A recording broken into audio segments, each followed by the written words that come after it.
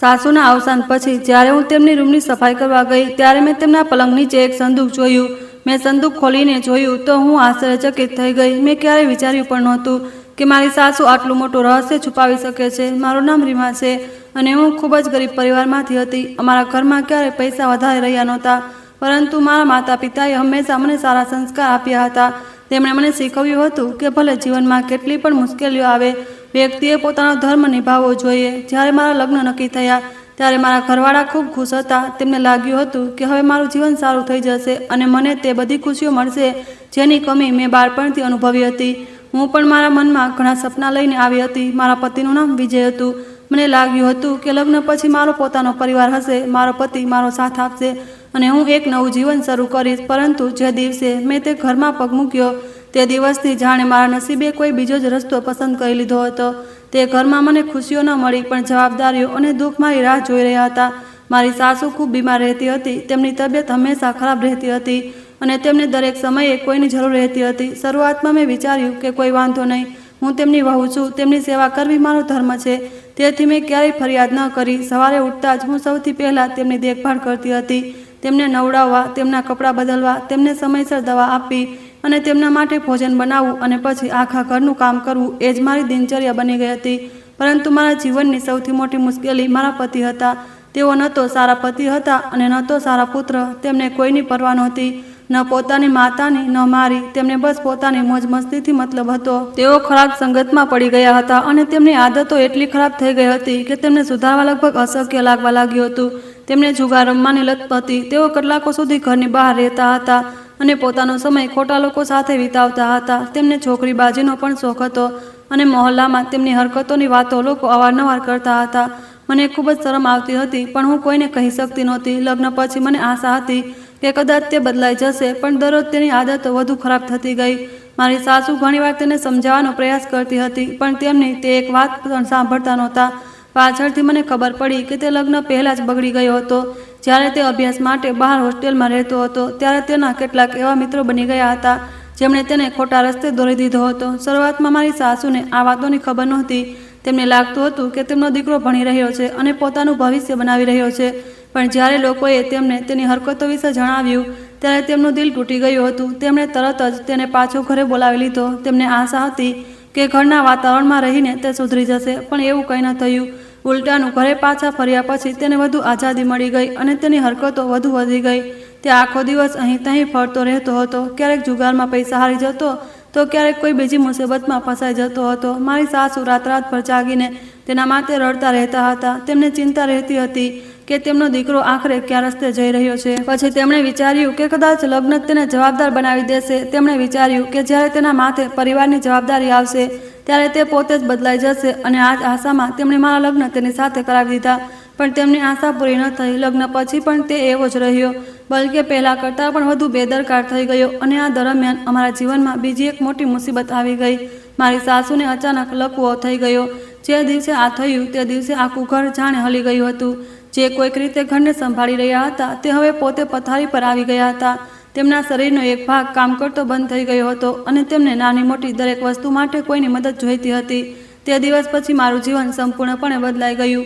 હું સવારથી રાત સુધી માત્ર તેમની સેવામાં લાગેલી રહેતી। તેમને ઉઠાડવા, બેસાડવા, ખવડાવવા, પાણી પીવડાવવા, દવા આપવા, તેમના કપડાં બદલવા અને તેમનું ધ્યાન રાખવું એ જ મારું સંસાર બની ગયું હતું। ઘણીવાર રાતના વચ્ચે પણ તેમને જરૂર પડતી અને હું તરત ઉઠી જતી, કારણ કે મને ખબર હતી તેમના સિવાય તેમનું કોઈ નથી। મારો પતિ તો જાણે આ બધાથી બિલકુલ અલગ હતો। તેને પોતાની માતાની હાલતથી પણ કોઈ ફરક પડતો નહોતો। તે સવારમાં ઘરની બહાર નીકળી જતો અને મોડી રાત્રે પાછો આવતો। ક્યારેક તો તે ઘણા દિવસો સુધી ઘરે પાછો નહોતો આવતો અને જ્યારે પાછો આવતો ત્યારે નશામાં હોય છે। તેની વહેંચણીથી ઘરમાં પૈસાની પણ ખૂબ તંગી રહેવા લાગી હતી, કારણ કે તે યોગ્ય કામ કરતો નહોતો। જે થોડા ઘણા પૈસા ઘરમાં હોય છે તે પણ જુગારમાં ઉડાડી દેતો હતો। હું ચાહીને પણ કશું કરી શકતી નહોતી, કારણ કે મારી આખી તાકાત અને સમય મારી સાસુની સેવામાં જતો રહેતો હતો। ઘણીવાર એવું થતું હતું કે હું પોતે આખો દિવસ બરાબર ખાઈ પણ નહોતી શકતી, પણ પહેલાં તેમની જરૂરિયાતો પૂરી કરતી હતી। તેમના ચહેરા પર દુઃખ જોઈને મારું દિલ ભરાઈ આવતું। તે અવારનવાર મારો હાથ પકડીને રડી પડતી અને કહેતી કે દીકરી, મેં વિચાર્યું હતું કે મારી વહેંચણીથી તને સારું ઘર મળશે, પણ મેં અજાણતામાં તારું જીવન બગાડી નાખ્યું। હું તેમની વાતો સાંભળીને ચૂપ થઈ જતી, કારણ કે હું જાણતી હતી કે તેમાં તેમની કોઈ પણ ભૂલ નહોતી. તે પોતે પણ તો પોતાના દીકરાની વહેંચણીથી ઘણું દુઃખ સહન કરી રહી હતી. ક્યારેક હું રાત્રે મારા રૂમમાં જઈને એકલી રડતી હતી. મને મારા પિયરની યાદ આવતી હતી, જ્યાં ગરીબી તો હતી પણ મનની શાંતિ હતી. અહીં મોટું ઘર હતું પણ છતાંય સુકૂન નહોતું. દરરોજ એક નવી પરેશાની લઈને આવતો હતો અને દરેક રાત થાક અને ઉદાસી છોડી જતી હતી. તેમ છતાં મેં ક્યારેય મારા ધર્મથી મોં નહોતું ફેરવ્યું. હું મારી સાસુની સેવા કરતી રહી, કારણ કે મને લાગતું હતું કે જો હું પણ તેમનો સાથ છોડી દઈશ તો તેમની પાસે કોઈને બચે. ધીમે ધીમે મારી દુનિયા બસ તેમના રૂમ સુધી સીમિત થઈ ગઈ હતી. તે જ મારી સવાર હતી, તે જ મારી સાંજ હતી અને તે જ મારું જીવન બની ગઈ હતી. જ્યારે મારો પતિ પોતાની મનમાનીમાં લાગેલો હતો અને તેને આ વાતની જરાય પરવા નહોતી કે તેની માતા કઈ હાલતમાં છે અને તેની પત્ની કઈ મુશ્કેલીઓમાંથી પસાર થઈ રહી છે. હું બસ દરરોજ એવું વિચારીને જીવી રહી હતી કે કદાચ એક દિવસ બધું બરાબર થઈ જશે, કદાચ એક દિવસ મારી મહેનત અને મારા ધૈર્યનું ફળ મળશે. પણ તે સમય સુધી મારું જીવન માત્ર જવાબદારીઓ અને સંઘર્ષનું બીજું નામ બની ચૂક્યું હતું. હું દેખાવમાં ખૂબ સુંદર હતી અને કદાચ આ જ કારણ હતું કે મહોલ્લાની સ્ત્રીઓ અવારનવાર મને જોઈને વાતો કરતી હતી. જ્યારે પણ હું મારી સાસુ માટે દવા લેવા કે ઘરના કોઈ કામથી બહાર નીકળતી તો ઘણી સ્ત્રીઓ મને જોઈને કહેતી કે રીમા જેવી છોકરી દરેકને નથી મળતી. આટલી સીધી, આટલી મહેનતુ અને આટલી સુંદર, પણ તેનું નસીબ જ ખરાબ છે. કોઈની નજર લાગી ગઈ છે તેના જીવનને. કેટલીક સ્ત્રીઓ મારી સામે જ અફસોસ વ્યક્ત કરતી અને કહેતી કે જુઓ કેવી ખીલેલી છોકરી હતી જ્યારે લગ્ન કરીને આવી હતી અને હવે જુઓ 25 વર્ષની ઉંમરમાં 40 વર્ષની લાગવા લાગી છે. દિવસ રાત બસ બીમાર સાસુની સેવા કરતી રહે છે. ન ક્યાંય ફરવું, ન કોઈ ખુશી, ન કોઈ આરામ. તેમની વાતો સાંભળીને મને ખૂબ દુઃખ થતું હતું. હું ઉપરથી હસી દેતી હતી પણ અંદરથી તૂટી જતી હતી. ધીમે ધીમે મને પણ લાગવા લાગ્યું હતું કે કદાચ ખરેખર મારી નસીબ ખરાબ છે. કદાચ ઉપરવાળાએ મારા ભાગમાં ખુશીઓથી વધુ દુઃખ લખી દીધા છે. મારો પતિ તો જાણે મારા હોવા કે ન હોવાથી બિલકુલ બેપરવાહ હતો. તે ક્યારેક ઘરે આવતો તો ક્યારેક ઘણા દિવસો ગાયબ રહેતો અને જ્યારે પાછો ફરીને આવતો તો કોઈ નવો ઝઘડો, કોઈ નવું બહાનું કે કોઈ નવો તમાશો લઈને આવતો હતો. તેના વ્યવહારમાં મારા માટે ક્યારેય પ્રેમ નહોતો, ક્યારેય પોતાપણું નહોતું. મેં હંમેશા વિચાર્યું હતું કે લગ્ન પછી મારો પતિ મારો મિત્ર બનશે, મારા સુખ દુઃખ સમજશે, ક્યારેક મારો હાથ પકડીને બજાર લઈ જશે, મારા માટે બંગડીઓ ખરીદશે, ક્યારેક મેળામાં ફેરવશે, ક્યારેક કોઈ કારણ વિના હસીને મારી સાથે વાતો કરશે. પણ મારા બધા સપના જ રહી ગયા. તે ઘરમાં હોવા છતાં પણ મારી સાથે સીધા મોઢે વાત નહોતો કરતો, જાણે હું તેની પત્ની નહીં પણ કોઈ અજાણી છું. એક દિવસ મને મહોલ્લાની એક સ્ત્રી પાસેથી ખબર પડી કે મારો પતિ ગામની બહાર ખેતરોમાં કોઈ બીજી સ્ત્રી સાથે પકડાયો છે. જ્યારે લોકોએ તેને જોયો તો બધાએ તેને ખૂબ ખરી ખોટી સંભળાવી હતી. કોઈ તેને શરમ કરવા કહી રહ્યું હતું, કોઈ તેને તેની બીમાર માતાની યાદ અપાવી રહ્યું હતું, પણ તેને કોઈ વાતની પરવા નહોતી. જ્યારે આ વાત મારા કાનો સુધી પહોંચી ત્યારે મને એવું લાગ્યું જાણે કોઈએ મારા હૃદયમાં છરી મારી દીધી હોય. હું ઘણીવાર સુધી કંઈ બોલી નહોતી શકી. મારી આંખોમાંથી આપોઆપ આંસુ નીકળવા લાગ્યા હતા. હું વિચારી પણ નહોતી શકતી કે લગ્ન પછી પણ કોઈ માણસ આટલું નીચ કૃત્ય કરી શકે છે. મને લાગ્યું હતું કે ભલે તે મને પ્રેમ ન કરે પણ ઓછામાં ઓછું લગ્નના સંબંધથી ઇજ્જત તો કરશે. પણ તે તો બધી હદો પાર કરી ચૂક્યો હતો. તે રાત્રે હું ખૂબ મોડે સુધી જાગતી રહી અને વિચારતી રહી કે આખરે મારી ભૂલ શું હતી. મેં તો હંમેશા તેનો સાથ આપવાની કોશિશ કરી હતી, તેની માતાની સેવા કરી હતી, તેના ઘરને મારું ઘર માન્યું હતું. તો પણ મને બદલામાં માત્ર અપમાન અને પીડા જ કેમ મળી. પણ રડવાથી જિંદગી બદલાતી નથી. બીજા દિવસે ફરી એ જ સવાર થઈ, ફરી એ જ કામો શરૂ થઈ ગયા. હું મારી સાસુની સેવામાં લાગી ગઈ, જેમ દરરોજ લાગતી હતી. એક બપોરની વાત છે, હું મારી સાસુના પગની માલિશ કરી રહી હતી. તેમના પગમાં અવારનવાર દુખાવો રહેતો હતો, તેથી હું રોજ થોડી વાર તેમના પગ દબાવતી હતી. ત્યારે અચાનક દરવાજા પર ટકોરા પડ્યા. મેં વિચાર્યું કે કદાચ કોઈ પાડોશી હશે. હું ઉઠી અને જઈને દરવાજો ખોલ્યો. સામે ગામનો જ એક માણસ ઊભો હતો. મેં તેને પહેલાં પણ ઘણીવાર જોયો હતો, પણ તે ક્યારેય અમારા ઘરે આવ્યો નહોતો. તેણે આવતા જ અહીં તહીં નજર દોડાવી અને પછી મારી તરફ જોવા લાગ્યો.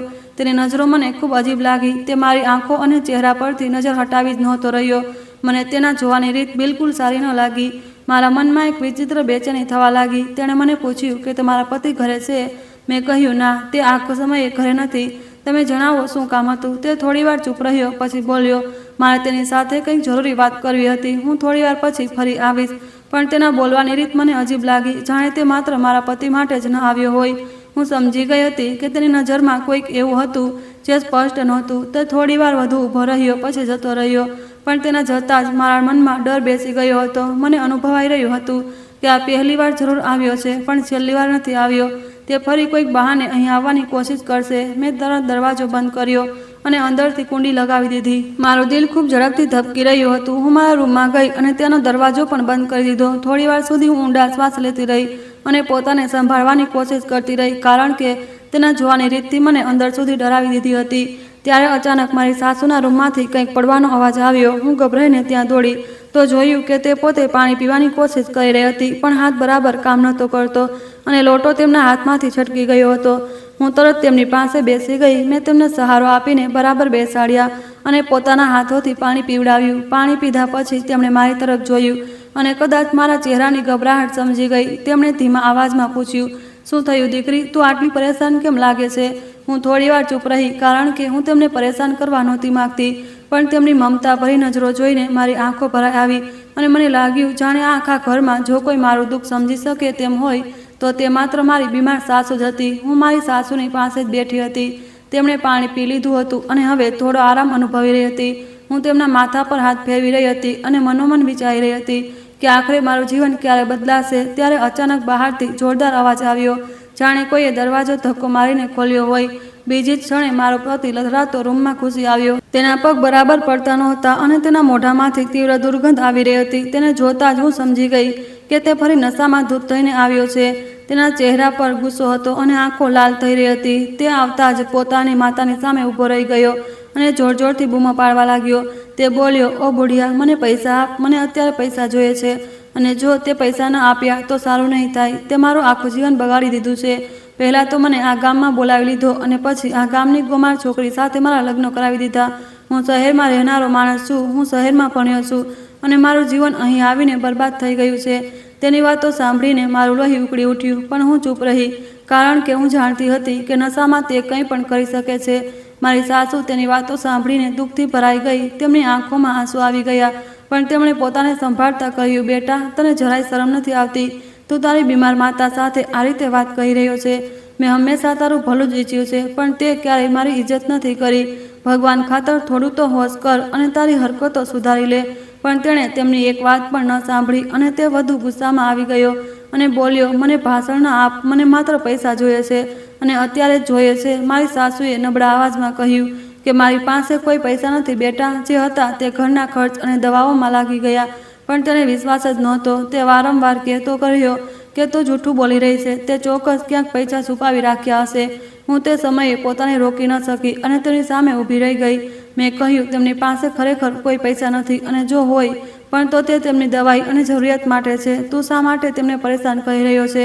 મારી વાત સાંભળતા તેણે મારી તરફ ઘૂરીને જોયું, જાણે હું કોઈ બહુ મોટી દુશ્મન હોઉં. પછી તેણે મારો હાથ ઝટકી દીધો અને મને એક તરફ ધકેલી દીધી. હું લથડાઈને પાછળ હટી ગઈ, પણ તો મેં હિંમત ન હારી અને ફરીથી તેની સામે ઊભી રહી ગઈ. મારી સાસુ વારંવાર તેને રોકી રહી હતી, પણ તેના પર કોઈ અસર નહોતી થઈ રહી. તે સીધો તેમના પલંગ પાસે ગયો અને તેમના તકિયા નીચે રાખેલું જૂનું પર્સ ઉઠાવી લીધું. મારી સાસુ ગભરાઈને બોલી, ના બેટા, એવું ન કર. તેમાં મારા ઈલાજના પૈસા છે. પણ તેણે તેમની વાત અનસુની કરી દીધી. તે પર્સ ખોલીને તેમાં પૈસા શોધવા લાગ્યો. ઘણીવાર સુધી તેને કંઈ ખાસ ન મળ્યું. પછી તેણે થોડી નોટો દેખાઈ. કદાચ મારી સાસુએ પોતાની દવાઓ અને કોઈ જરૂરિયાત માટે બચાવી રાખી હતી. તેણે તરત તે પૈસા કાઢી લીધા. મારી સાસુની આંખોમાંથી આંસુ વહેવા લાગ્યા અને તે કાંપતા અવાજમાં બોલી, બેટા, આને લઈ જા, મારે દવા લેવાની છે.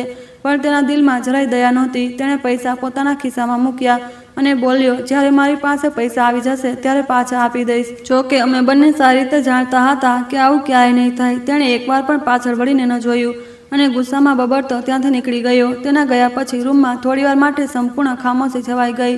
મારી સાસુ ધ્રુસકે ધ્રુસકે રડવા લાગી અને હું તેમને સંભાળવા લાગી. મારા પોતાના આંસુ પણ રોકાઈ રહ્યા નહોતા, પણ તે સમયે મારે તેમના માટે મજબૂત બનવું હતું. તેમણે મારો હાથ પકડ્યો અને રડતા રડતા બોલી, દીકરી, મેં બહુ મોટી ભૂલ કરી દીધી. મેં વિચાર્યું હતું કે લગ્ન પછી મારો દીકરો સુધરી જશે, પણ મેં તારું જીવન પણ મારી સાથે સાથે બરબાદ કરી દીધું. તેમની વાત સાંભળીને મારું દિલ વધુ તૂટી ગયું. મેં તેમના હાથ દબાવતા કહ્યું કે એવું ન કહો માં, તમારી કોઈ ભૂલ નથી. જે થવાનું હતું તે થઈ ગયું. પણ હવે તમે પોતાને પરેશાન ન કરો. હું છું ને તમારી સાથે. જો કે આ કહેતી વખતે મારા પોતાના દિલમાં કેટલું દર્દ હતું તે માત્ર હું જાણતી હતી. તે દિવસે પહેલીવાર મને લાગ્યું કે આ ઘરમાં અમે બંને જ એકબીજાનો સહારો છીએ. એક બીમાર માતા અને એક તૂટેલી વહુ, જેમના પોતાના તેમને દર્દ આપવામાં કોઈ કમી છોડી રહ્યા નહોતા. અને મને બિલકુલ અંદાજ નહોતો કે આવનારા દિવસોમાં મારા જીવનમાં આનાથી પણ મોટું તોફાન આવવાનું છે.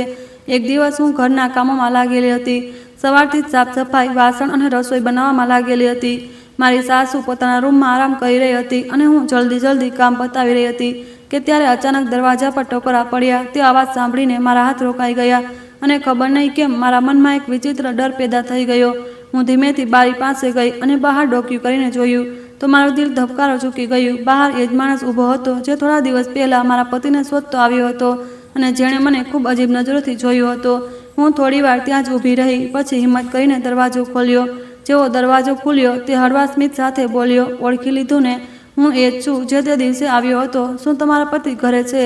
મેં તરત કહ્યું કે ના, તે હમણાં ઘરે નથી. જો તમને કોઈ જરૂરી કામ હોય તો મને જણાવી દો, હું તેમને જણાવી દઈશ. પણ તેણે માથું હલાવીને કહ્યું કે ના, મારે વાત તેની સાથે જ કરવી છે. કોઈ વાંધો નહીં, હું થોડીવાર પછી ફરી આવીશ, કદાચ ત્યારે મળી જાય. આટલું કહીને તે થોડીવાર સુધી મને જોતો રહ્યો, પછી બોલ્યો, પણ જતાં પહેલાં મારે તને એક વાત કહેવી છે. તેની આ વાત સાંભળીને મારો ચહેરો પીળો પડી ગયો. મારા હાથ કાંપવા લાગ્યા અને મને લાગ્યું કે હમણાં જ દરવાજો બંધ કરી દઉં. પણ તેણે ઝડપથી કહ્યું કે પહેલાં મારી વાત સાંભળી લે.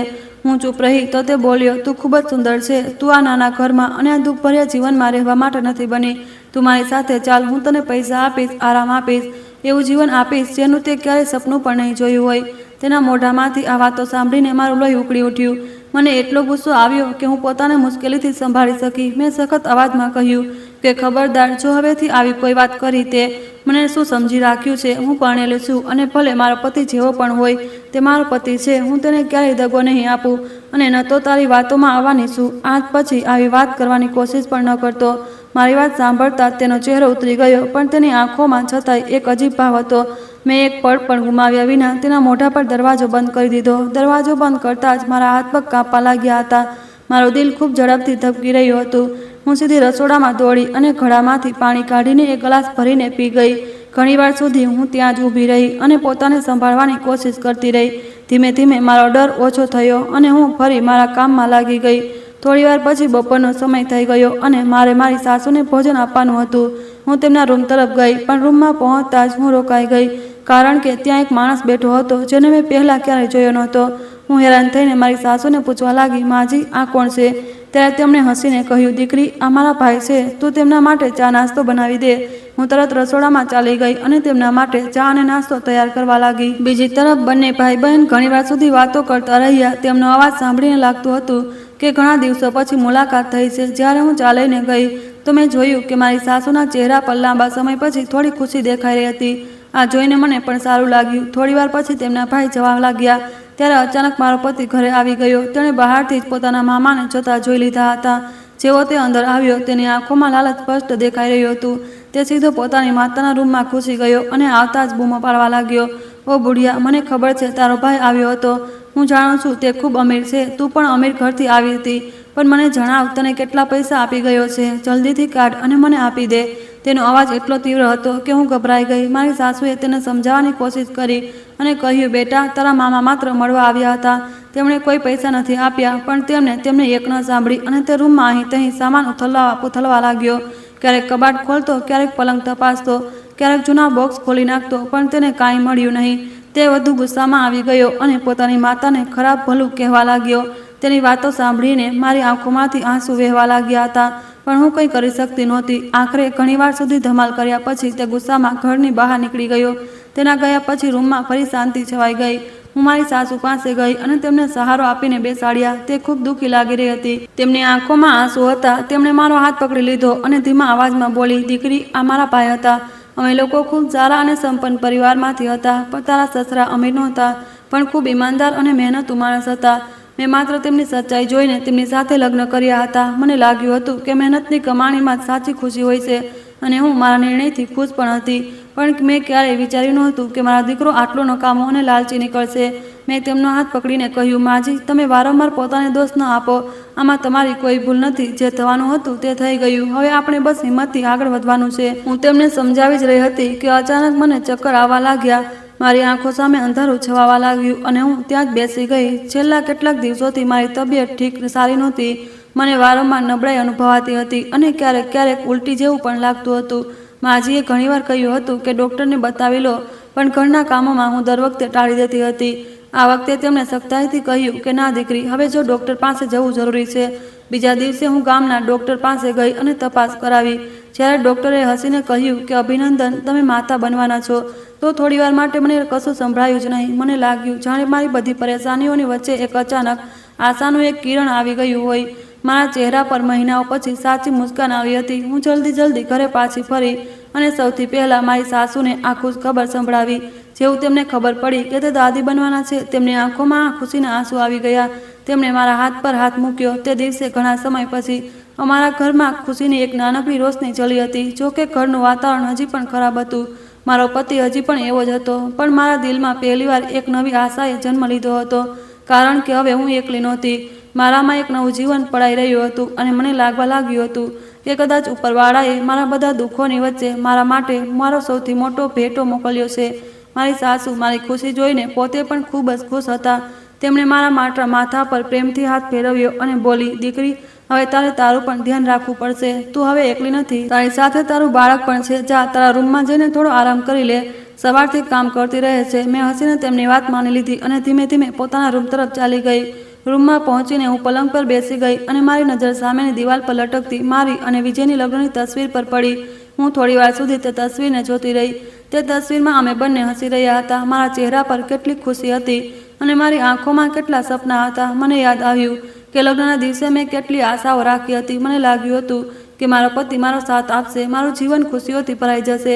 પણ આજે બધું કેટલું અલગ હતું. ત્યારે મને તે માણસની વાત યાદ આવી ગઈ જે થોડા દિવસ પહેલા મારા દરવાજા પર આવ્યો હતો અને મને પોતાની સાથે ચાલવા માટે કહી રહ્યો હતો. તેણે કેટલી સરળતાથી કહી દીધું હતું કે તે મને પૈસા, દોલત અને આરામનું જીવન આપશે. પણ તે શું જાણે છે કે એક સ્ત્રી માટે માત્ર પૈસા જ બધું નથી હોતું. હું મારા પતિથી ભલે જેટલી દુઃખી હતી, પણ હું છતાંય તેની સાથે દગો કરવાની વાત ક્યારેય વિચારી પણ નહોતી શકતી.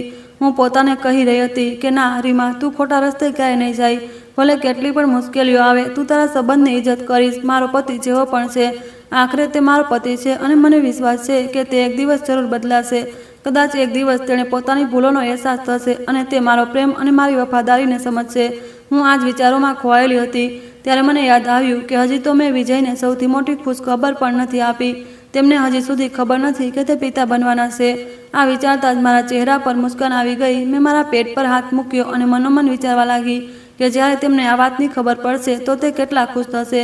કદાચ પહેલીવાર તેમને કોઈ જવાબદારીનો અહેસાસ થશે. કદાચ આ બાળકના આવવાની ખબર સાંભળીને તે પોતાની બધી ખરાબ આદતો છોડી દેશે અને એક સારા પિતા બની જશે. હું મારા મનમાં જાતની ખુશીઓ ગૂંથી રહી હતી. સાંજ ધીમે રાતમાં બદલાઈ ગઈ હતી અને હું તેમના ઘરે પાછા ફરવાની રાહ જોવા લાગી. ઘણીવાર પછી દરવાજાનો અવાજ આવ્યો અને વિજય ઘરે આવી ગયા. હંમેશની જેમ તેના પગ લથડતા હતા અને તેમના મોઢામાંથી દુર્ગંધ આવી રહી હતી. પણ તે સમયે પણ મેં તેમના ચહેરામાં કોઈ એક સારા પિતાની આશા શોધવાની કોશિશ કરી. મેં તેમને પહેલાં પાણી આપ્યું, પછી ભોજન પીરસ્યું. તે ચૂપચાપ ખાવા લાગ્યા. મેં વિચાર્યું કે આ જ યોગ્ય સમય છે. હું તેમની પાસે બેસી ગઈ. મારું દિલ ખૂબ ઝડપથી ધબકી રહ્યું હતું.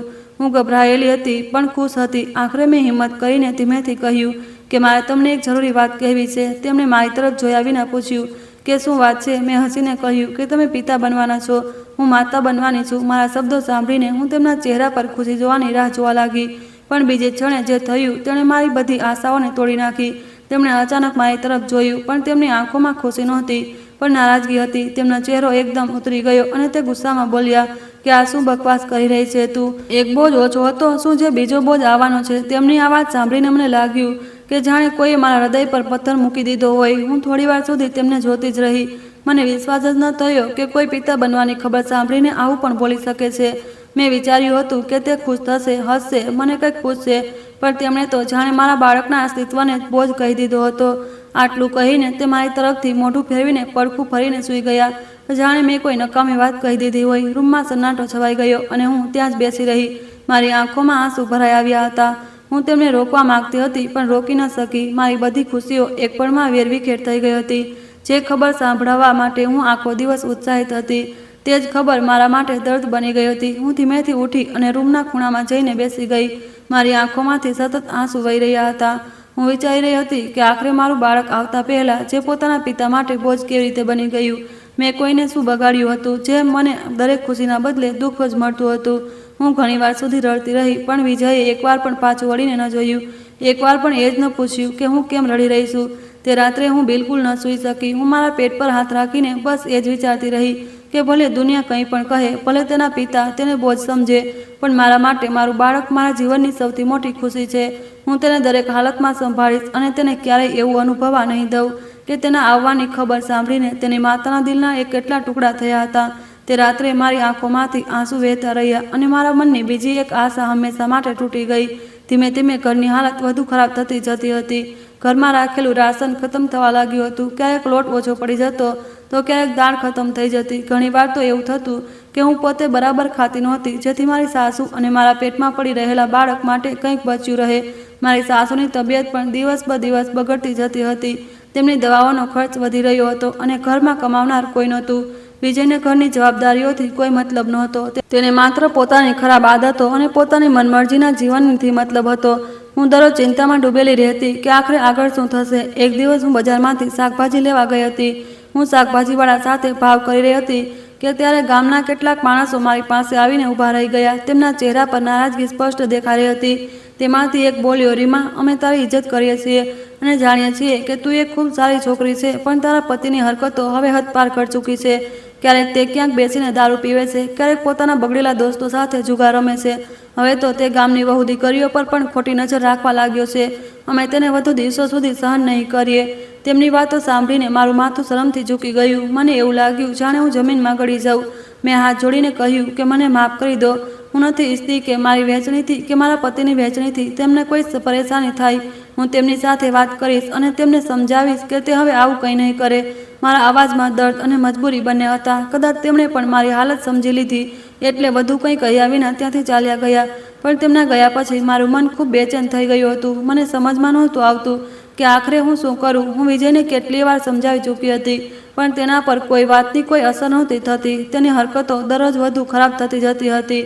બીજી તરફ મારી સાસુની હાલત પણ બગડતી રહી હતી અને મારા બાળકના આવવાનો સમય પણ ધીમે ધીમે નજીક આવી રહ્યો હતો. મને સમજાઈ ગયું હતું કે જો મેં કંઈ ન કર્યું તો આ ઘર સંપૂર્ણપણે વિખેરાઈ જશે. તેથી મેં ઘરે બેઠા સિલાઈનું કામ શરૂ કરી દીધું. શરૂઆતમાં મોહલ્લાની 2-3 સ્ત્રીઓ પોતાના કપડાં લઈને આવી. પછી ધીમે ધીમે બીજા લોકો પણ આવવા લાગ્યા. કોઈને બ્લાઉઝ સીવડાવ્યું હોય, કોઈને સલવાર, તો કોઈને બાળકોના કપડાં. હું દિવસ રાત મહેનત કરવા લાગી. મારી આંગળીઓ ઘણીવાર સોય વાગવાથી ઘાયલ થઈ જતી હતી, પણ હું તો પણ કામ કરતી રહેતી હતી, કારણ કે મારે મારા બાળક અને મારી સાસુની જવાબદારી નિભાવવાની હતી. ધીમે ધીમે સિલાઈમાંથી થોડા ઘણા પૈસા આવવા લાગ્યા. તે જ પૈસામાંથી ઘરનું રાશન આવવા લાગ્યો અને મારી સાસુની દવાઓ પણ ખરીદાવા લાગી. પહેલીવાર મને લાગ્યું કે કદાચ હું પરિસ્થિતિને સંભાળી લઈશ, પણ મારી આ નાનકડી ખુશી પણ વધુ દિવસો સુધી ટકી ન શકી. જ્યારે વિજયને ખબર પડી કે હું સિલાઈ કરીને પૈસા કમાવા લાગી છું, તો તેની નજર તે પૈસા પર પડી ગઈ. તે ઘરે આવતો અને મારી પાસેથી પૈસાની માંગણી કરવા લાગતો. જ્યારે હું ના પાડતી તો કહેતી કે આ પૈસા માજીની દવાઓ અને ઘરના ખર્ચા માટે છે, તો તે ગુસ્સામાં આવી જતો. ઘણીવાર તેને મારા પર હાથ પણ ઉઠાવ્યો. મારા પેટમાં તેનું બાળક પડી રહ્યું હતું, પણ તેને તેની પણ પરવા નહોતી. તે મને ધક્કો મારતો, મારા પર ચીસો પાડતો અને જબરદસ્તી પૈસા છીનવીને લઈ જતો. હું રડતી રહી જતી અને તે પૈસા લઈને દારૂ અને જુગારમાં ઉડાવી દેતા. એક દિવસ મેં નક્કી કર્યું કે હવે મારે તેની સાથે શાંતિથી વાત કરવી જોઈએ. કદાચ તે મારી વાત સમજી જાય. તે દિવસે તે ઘરે હતો તો હું તેની પાસે બેસી ગઈ અને ખૂબ પ્રેમથી સમજાવવા લાગી કે હવે આપણે એકલા નથી, આપણું બાળક આવવાનું છે. માજીની હાલત પણ ખરાબ છે, આપણે સંભાળવું પડશે. પણ તેને મારી એક વાત ન પણ સાંભળી. તે ગુસ્સામાં ઊભો થયો અને મારી પાસે રાખેલા પૈસા છીનવી લીધા. મેં ખૂબ રોકવાની કોશિશ કરી, પણ તેણે મારા કાંડા ઝટકી દીધી અને પૈસા લઈને ઘરની બહાર નીકળી ગયો. તેના જતાં જ મારા દિલમાં વિચિત્ર ગભરાટ થવા લાગી. હું ખૂબ દુઃખી હતી, પણ પછી મેં વિચાર્યું કે ચાલો માજી પાસે બેસું. કદાચ તેમની સાથે વાત કરીને મન હળવું થઈ જાય. હું ધીમે ધીમે તેમના રૂમમાં ગઈ, પણ રૂમમાં પહોંચતા જ મારા પગ ત્યાં જ રોકાઈ ગયા. માજી પોતાના પલંગ પર બિલકુલ શાંત સૂતેલા હતા. તેમની આંખો બંધ હતી. મેં વિચાર્યું કે કદાચ તે સૂઈ રહ્યા છે. હું તેમની પાસે જઈને બેઠી અને ધીમેથી બોલી, માજી, પણ તેમણે કોઈ જવાબ ન આપ્યો. મેં ફરી તેમને અવાજ આપ્યો અને તેમના ખભાને હલાવ્યો, તો પણ કોઈ હલચલ ન થઈ. મારા દિલમાં ધબકારા તેજ થઈ ગયા. મેં ગભરાઈને તેમને જોરથી હલાવ્યા અને વારંવાર પોકારવા લાગી, માજી, આંખો ખોલો, માજી, મારી સાથે વાત કરો. પણ તે બિલકુલ શાંત હતા. ત્યારે મને અહેસાસ થયો કે તેમનું શરીર ઠંડુ પડી ચૂક્યું છે. તેમના હાથોમાં હવે તે ગરમાહટ નહોતી જે હંમેશા રહેતી હતી. તે ક્ષણે જાણે મારી આખી દુનિયા અટકી ગઈ. મને સમજવામાં થોડી ક્ષણ લાગી કે તે મને હંમેશા માટે છોડીને જઈ ચૂક્યા છે. મારા મોઢામાંથી એક જોરદાર ચીખ નીકળી ગઈ અને હું તેમના છાતી પર માથું મૂકીને ધ્રુસકે રડવા લાગી. મને વિશ્વાસ જ નહોતો થતો કે હવે તે આ દુનિયામાં નથી, આ ઘરમાં. જો મને કોઈ સમજતું હતું જો કોઈ મને મારી દીકરી કહીને બોલાવતું હતું, જો કોઈ મારા દુઃખને અનુભવતું હતું, તો તે માત્ર માજી જ હતા અને હવે તે પણ ચાલ્યા ગયા હતા. મને એવું લાગી રહ્યું હતું જાણે હું બિલકુલ એકલી રહી ગઈ છું. મારા આંસુ રોકાવાનું નામ નહોતા લેતા. મારી ચીખ સાંભળીને મહોલ્લાના લોકો પણ ઘરમાં ભેગા થવા લાગ્યા. બધા સમજી ગયા હતા કે માજી હવે નથી રહ્યા. કેટલીક સ્ત્રીઓ મને સંભાળવા લાગી, પણ મારું રડી રડીને બુરું હાલ હતું. હું વારંવાર એ જ કહી રહી હતી કે હવે હું કોના સહારે જીવીશ. થોડા દિવસો પછી ગામવાળાઓની મદદથી તેમનો અંતિમ સંસ્કાર કરવામાં આવ્યો. આખું ગામ ત્યાં હાજર હતું, કારણ કે બધા તેમનું સન્માન કરતા હતા. પણ વિજયના ચહેરા પર પણ તે દુઃખ નહોતું જેની આશા એક દીકરા પાસેથી કરી શકાય છે. હું ચિતાની આગને જોતી રહી અને અનુભવતી રહી હતી કે મારા જીવનનો છેલ્લો સહારો પણ આજે રાખ બનીને મારી આંખો સામે ખતમ થઈ ગયો હતો. તે દિવસ પછી ઘર વધુ સૂનું થઈ ગયું હતું અને મારા દિલમાં એક ખાલીપો ભરાઈ રહી હતી, જેણે કોઈ ક્યારેય ન ભરી શકે. મારી સાસુનો અંતિમ સંસ્કાર પણ થઈ ચૂક્યો હતો. ઘરમાં જે થોડી ઘણી રોનક બચી હતી તે પણ તેમની સાથે જતી રહી હતી. હવે તે ઘરની દરેક દિવાલ મને તેમની યાદ અપાવતી હતી. તેમનો રૂમ એવો જ હતો જેવો તે છોડીને ગયા હતા. તેમનું ઓશીકું, તેમની ચાદર, તેમની દવાઓની શીશીઓ બધું જ પોતાની જગ્યાએ રાખેલું હતું. પણ તે નહોતા. હું વારંવાર તેમના રૂમમાં ચાલી જતી હતી અને કલાકો સુધી ત્યાં જ બેસી રહેતી હતી. મને વિશ્વાસ જ નહોતો થતો કે હવે તે ક્યારેય મને દીકરી કહીને નહીં બોલાવે, ક્યારેય મારા માથા પર હાથ નહીં ફેરવે, ક્યારેય મને આરામ કરવા માટે નહીં કહે. આ દુનિયામાં આવ્યા પછી મેં ખૂબ દુઃખ જોયા હતા, પણ તેમનું જવું મારા માટે સૌથી મોટું દુઃખ હતું. કારણ કે આ ઘરમાં તે જ એક માણસ હતી જે મને સમજતી હતી, મારા દર્દને અનુભવતી હતી અને દરેક મુશ્કેલીમાં મારો સહારો બનતી હતી. હું તેમના પલંગ પાસે બેસી તેમની યાદો યાદ કરી હતી. મને યાદ આવી રહ્યું હતું કે કેવી રીતે હું રોજ તેમના પગની માલિશ કરતી હતી, કેવી રીતે તેમને પોતાના હાથોથી ભોજન ખવડાવતી હતી, કેવી રીતે રાત્રે તેમની પાસે બેસીને વાતો કરતી હતી અને તે મને પોતાની જૂની યાદો સંભળાવતી હતી. વિજયનો ક્યાંય પત્તો નહોતો. અંતિમ સંસ્કારના સમયે પણ તે બરાબર દેખાયો નહોતો અને હવે આખો દિવસ વીતી ચૂક્યો હતો, પણ તે ઘરે પાછો નહોતો ફર્યો. જો કે તેની આદત હતી ઘણા કલાકો સુધી ગાયબ રહેવાની, પણ તો પણ આજે કંઈક અલગ લાગી રહ્યું હતું. મને સમજમાં નહોતું આવતું કે તે આખરે ક્યાં છે. હું મારી સાસુના રૂમમાં બેસી આ જ વિચારોમાં ડૂબેલી હતી અને મારા પેટ પર હાથ રાખીને પોતાને સંભાળવાની કોશિશ કરી રહી હતી. કારણ કે હવે મારે માત્ર પોતાના માટે જ નહીં પણ પોતાના બાળક માટે પણ મજબૂત બનવું હતું. ત્યારે અચાનક બહાર કેટલાક લોકોના અવાજ સંભળાયો. હું ઉઠીને બહાર આવી તો જોયું ગામના કેટલાક માણસો દરવાજા પર ઊભા હતા. તેમના ચહેરા પર ગંભીરતા હતી. તેમને જોઈને મારા મનમાં ગભરાટ થવા લાગી. મેં પૂછ્યું કે શું વાત છે? ત્યારે તેમાંથી એક માણસે ધીમેથી કહ્યું, રીમા, અમારે તને એક વાત કહેવાની છે. તેનો અવાજ સાંભળીને જ મારું દિલ બેસી જવા લાગ્યું. મેં ડરતા ડરતા પૂછ્યું, શું થયું છે? ત્યારે તેણે જણાવ્યું કે વિજયને પોલીસ પકડીને લઈ ગઈ છે. તે આ સમયે જેલમાં છે. હું થોડીવાર સુધી તેને જોતી જ રહી ગઈ. મને લાગ્યું કદાચ મેં ખોટું સાંભળ્યું છે. મેં ફરી પૂછ્યું, શું કહ્યું તમે? ત્યારે તેણે જણાવ્યું કે વિજયે ગામના જ એક ઘરમાં ચોરી કરવાની કોશિશ કરી હતી, પણ રંગે હાથો પકડાઈ ગયો. લોકોએ તેને પકડી લીધો અને પછી પોલીસના હવાલે કરી દીધો. હવે તે જેલમાં બંધ છે. તેની વાત સાંભળતા જ મને એવું લાગ્યું જાણે મારા પગ નીચેથી જમીન ખસી ગઈ હોય. હું ત્યાં જ દરવાજા પાસે બેસી ગઈ. મારા કાનોમાં તેની વાતો ગૂંજતી રહી. હું વિચારી પણ નહોતી શકતી કે વિજય આટલો નીચે પડી જશે. હું જાણતી હતી કે તે જુગાર રમે છે, ખોટા લોકો સાથે ફરે છે અને જાત જાતની ખોટી હરકતો કરે છે, પણ ચોરી સુધી પહોંચી જશે તે મેં ક્યારેય વિચાર્યું પણ નહોતું. પૈસાનો લાલચ તેના અંદર એટલો વધી ગયો હતો કે તે હવે તેને સાચા અને ખોટાનો ફરક જ દેખાતો નહોતો. તે સતત એક પછી એક ભૂલો કરતો જઈ રહ્યો હતો અને દર વખતે પહેલાં કરતાં વધુ નીચે પડી રહ્યો હતો. મારી આંખોમાંથી આંસુ વહેવા લાગ્યા, પણ આ વખતે તે આંસુઓમાં માત્ર દુઃખ નહોતું, તેમાં શરમ પણ હતી, ગુસ્સો પણ હતો અને તૂટન પણ હતી. મને લાગી રહ્યું હતું જાણે તેને માત્ર પોતાની જ નહીં પણ મારી પણ ઇજ્જત માટીમાં મેળવી દીધી હોય. ગામવાળા પહેલાંથી જ તેની હરકતોથી પરેશાન હતા અને હવે ચોરીની ખબર આખા ગામમાં ફેલાઈ ચૂકી હતી. લોકો શું શું વાતો કરશે તે વિચારીને જ મારું દિલ કાપી રહ્યું હતું. પણ તેનાથી પણ વધુ દુઃખ એ વાતનું હતું કે જે માણસના સુધરવાની આશામાં હું આટલા વર્ષોથી લગાવી બેઠી હતી તે દરરોજ વધુને વધુ બરબાદ થતો જઈ રહ્યો હતો. મેં કેટલીય વાર તેને સમજાવ્યો હતો, કેટલીય વાર તેને વિનંતી કરી હતી કે તે બદલાઈ જાય, કારણ કે હવે અમારું બાળક આવવાનું છે, પણ તેણે ક્યારેય મારી વાતને મહત્ત્વ ન આપ્યું. અને હવે જ્યારે તે જેલ પહોંચી ચૂક્યો હતો, ગામવાળા થોડીવાર સુધી મને હિંમત બંધાવતા રહ્યા, પછી ત્યાંથી ચાલ્યા ગયા. તેમના જતાં જ હું પાછી મારી સાસુના રૂમમાં આવીને બેસી ગઈ અને ધ્રુસકે રડવા લાગી. મને એવું લાગી રહ્યું હતું જાણે મારા જીવન પર દુઃખોનો પહાડ તૂટી પડ્યો હોય. એક તરફ મારી સાસુ મને છોડીને જઈ ચૂક્યા હતા, બીજી તરફ મારો પતિ જેલમાં હતો અને ત્રીજી તરફ મારા પેટમાં પડી રહેલું માસૂમ બાળક હતું જેનું ભવિષ્ય મને અંધારામાં દેખાઈ રહ્યું હતું. પણ ઘણીવાર સુધી રડ્યા પછી મેં મારા આંસુ લૂછ્યા અને મારા પેટ પર હાથ રાખીને પોતાને કહ્યું કે હવે મારે તૂટવાનું નથી. જો હું પણ હારી ગઈ તો આ બાળકનું શું થશે? દુનિયા ભલે કંઈ પણ કહે, પણ મારે તેના માટે જીવવું પડશે, મારે તેના માટે લડવું પડશે, કારણ કે હવે એ જ બાળક મારા જીવનની છેલ્લી આશા હતો અને કદાચ એ જ કારણ હતું જેના કારણે હું હજી સુધી શ્વાસ લઈ શકતી હતી. મને બિલકુલ સમજમાં નહોતું આવી રહ્યું કે હવે મારે શું કરવું જોઈએ. એક તરફ મારો પતિ જેલમાં હતો, બીજી તરફ મારા માથા પર કરજ અને જવાબદારીઓનો પહાડ તૂટી પડ્યો હતો. હું મારા રૂમમાં બેસી ઘણીવાર સુધી વિચારતી રહી. પછી મેં ઘરમાં રાખેલા થોડા ઘણા પૈસા શોધવાનું શરૂ કર્યું. કબાટના ખૂણામાં થોડી નોટો મળી. એક જૂના ડબ્બામાં થોડા સિક્કા રાખેલા હતા, પણ તે પૈસાથી કંઈ થવાનું નહોતું. હું વારંવાર હિસાબ લગાવતી અને દર વખતે નિરાશ થઈ જતી. આખરે થાકીને હું મારી સાસુના રૂમમાં ચાલી ગઈ. તે રૂમમાં પગ મૂકતા જ મારી આંખો ભરાઈ આવી, કારણ કે તેમની યાદ હજી પણ દરેક ખૂણામાં વસેલી હતી. હું ધીમે ધીમે અહીં તહીં જોવા લાગી કે કદાચ ક્યાંય થોડા પૈસા રાખેલા હોય જેના વિશે મને ખબર ન હોય. ત્યારે મારી નજર પલંગ નીચે રાખેલા એક જૂના સંદૂક પર પડી. મેં તેને પહેલાં પણ ઘણીવાર જોયું હતું, પણ ક્યારેય ધ્યાન નહોતું આપ્યું. હું તેની સામે બેસી ગઈ અને તેને જોવા લાગી. મારા મનમાં સવાલ ઉઠવા લાગ્યા કે આખરે આની અંદર શું હશે.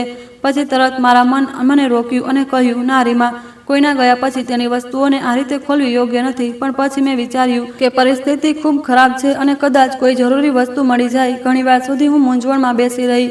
પછી આખરે મેં હિંમત કરીને તેનું તાળું તોડી દીધું. જેવું સંદૂક ખોલ્યું, મારું શ્વાસ થંભી ગયા. અંદર જે હતું તે જોઈને મારી આંખો ખુલી રહી ગઈ. ત્યાં ઘણા સોનાના હાર રાખેલા હતા, ઘણા કડા, વીંટીઓ અને બીજા કિંમતી ઘરેણાં બહુ સંભાળીને રાખેલા હતા. હું થોડીવાર સુધી તેમને જોતી જ રહી. પછી મારી નજર એક તરફ રાખેલા કાગળો પર ગઈ. મેં તેમને ઉઠાવીને વાંચવાનું શરૂ કર્યું તો ખબર પડી કે તે જમીન અને સંપત્તિના કાગળો હતા. હું હેરાન રહી ગઈ. ત્યારે મને મારી સાસુની વાતો યાદ આવી.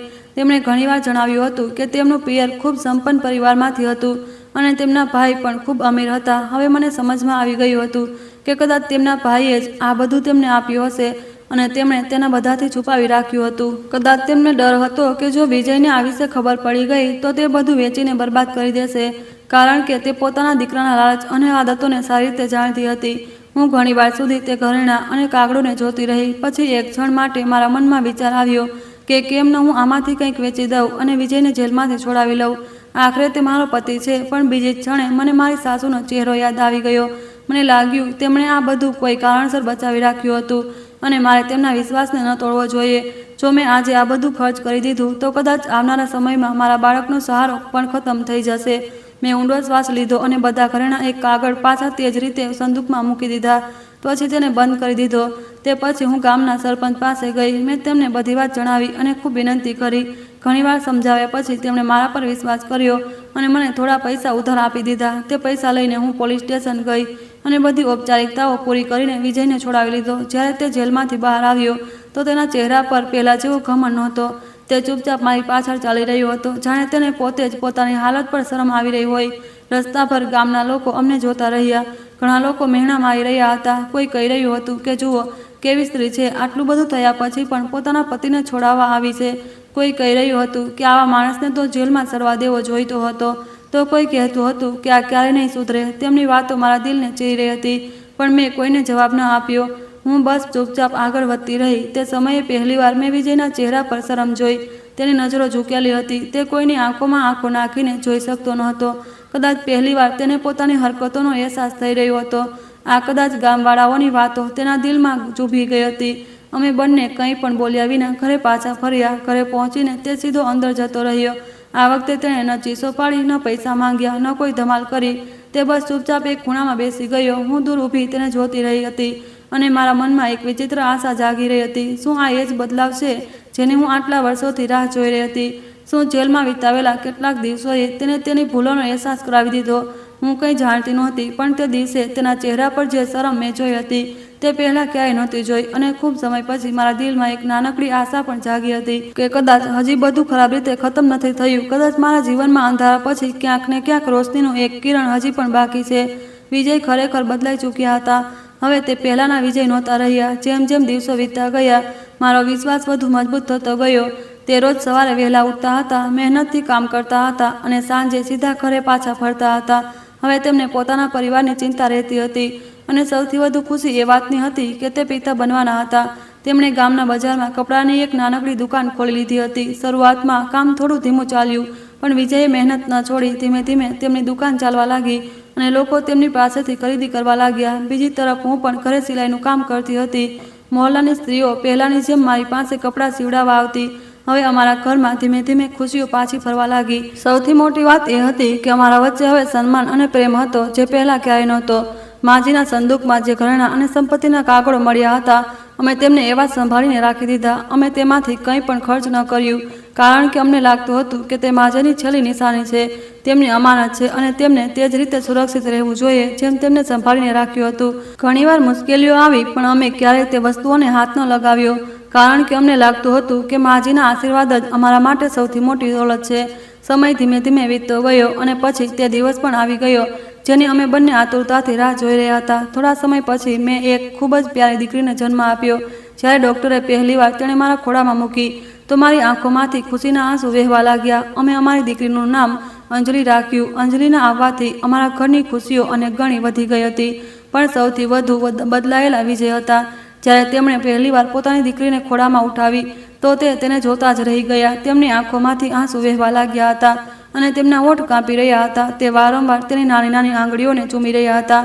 તે ક્ષણે મેં તેમના ચહેરા પર જે પ્રેમ જોયો હતો, તેવો પ્રેમ મેં પહેલાં ક્યારેય નહોતો જોયો। તેમણે અંજલિને છાતી સરસી લગાવીને કહ્યું કે તે તેને દુનિયાની દરેક ખુશી આપશે અને તેને ક્યારેય કોઈ વસ્તુની કમી નહીં થવા દે। તે દિવસે હું તેમને જોતી રહી અને વિચારતી રહી કે શું આ એ જ માણસ છે જેનાથી હું ક્યારેય ડરતી હતી, જેણે મને ક્યારેક દુઃખો સિવાય કંઈ નથી આપ્યું, પણ હવે તે સંપૂર્ણ બદલાઈ ચૂક્યા હતા અને કદાચ એ જીવનનો સૌથી મોટો ચમત્કાર હતો। અંજલિના આવ્યા પછી અમારું ઘર ખરેખર ઘર જેવું લાગવા લાગ્યું હતું। તેની હાસ્યથી દરેક ખૂણો ખીલી ઉઠતો હતો। તે જેમ જેમ મોટી થવા લાગી, અમારા જીવનનું વધુ રંગ ભરાવા લાગી। વિજય દુકાનથી પાછા ફરતા સૌથી પહેલાં તેને ખોળામાં ઉઠાવી લેતા હતા અને તેની સાથે રમતા રહેતા હતા। ક્યારેક તેને બજારમાંથી રમકડાં લાવી આપતા તો ક્યારેક તેના માટે રંગબેરંગી કપડાં લાવતા। હું તે બંનેને જોઈને હસતી રહેતી હતી, કારણ કે આ એ જ સપનું હતું જે મેં લગ્નના સમયે જોયું હતું। એક નાનો ખુશાલ પરિવાર જ્યાં પ્રેમ હોય, પોતાપણું હોય અને એકબીજાનો સાથ હોય। હવે મારા ઘરમાં ન કોઈ ડર હતો, ન કોઈ ચીસો હતી, ન કોઈ અપમાન હતું અને ન કોઈ આંસુ હતા। હવે ત્યાં માત્ર હાસ્ય હતું, પ્રેમ હતો અને સુકૂન હતું। ઘણીવાર રાત્રે જ્યારે અમે ત્રણેય સાથે બેસતા હતા તો મને મારા જૂના દિવસો યાદ આવી જતા હતા અને હું વિચારતી હતી કે ઉપરવાળો માણસની પરીક્ષા જરૂર લેશે, પણ જો માણસ સચ્ચાઈ અને ધૈર્યનો સાથ ન છોડે તો એકનો એક દિવસ સારા દિવસો જરૂર આવે છે। મને હંમેશા લાગે છે કે કદાચ આ બધું મારી સાસુની દુઆઓનો અસર હતો। મેં જેટલી પણ તેમની સેવા કરી હતી તે ક્યારેય કોઈ લાલચથી નહોતી કરી। મેં તેમને હંમેશા મારી માતા માન્યા હતા અને કદાચ તેમની દુઆઓ જ હતી જેમણે મારા જીવનને અંધારામાંથી બહાર કાઢીને રોશનીમાં લાવી દીધું। આજે પણ હું તેમને ખૂબ યાદ કરું છું। ક્યારેક ક્યારેક તેમના રૂમમાં જઈને બેસી જાઉં છું અને તેમની વાતો યાદ કરું છું। વિજય પણ પોતાની માતાને ખૂબ યાદ કરે છે। તે અવારનવાર કહે છે કે જો માં આજે હોત તો અમને આ રીતે ખુશ જોઈને કેટલો ગર્વ અનુભવત। અંજલિને જોઈને તો તેમની આંખો ખુશીથી ભરાઈ જાત, પણ મને વિશ્વાસ છે કે તે જ્યાં પણ હશે અમને જોઈ રહ્યા હશે અને ખુશ હશે કે તેમનો દીકરો આખરે સાચા રસ્તે આવી ગયો અને તેમનો પરિવાર હવે પ્રેમ અને સન્માન સાથે જીવી રહ્યો છે। આજે હું મારા પતિ અને મારી દીકરી સાથે ખૂબ ખુશ છું। અમારા જીવનમાં હવે સુકૂન છે, પોતાપણું છે અને એકબીજાનો સાથ છે। અને જ્યારે પણ હું પાછળ વળીને મારા વીતેલા દિવસોને જોઉં છું તો મને એ અહેસાસ થાય છે કે સૌથી અંધારી રાત પછી સૌથી ઉજળી સવાર આવે છે અને મારા જીવનની તે ઉજળી સવાર મારી દીકરી અંજલિની મુસ્કાન સાથે હંમેશા માટે આવી ચૂકી છે। દોસ્તો, ઉમ્મીદ કરું છું કે તમને મારી વાર્તા પસંદ આવી હશે। વાર્તા પસંદ આવી છે તો વિડીયોને લાઇક કરો, ચેનલ પર નવા છો તો ચેનલને સબસ્ક્રાઈબ કરો અને હા, નોટિફિકેશન બેલને જરૂર દબાવો જેથી આગામી અપડેટ સૌથી પહેલાં તમને મળે। ધન્યવાદ।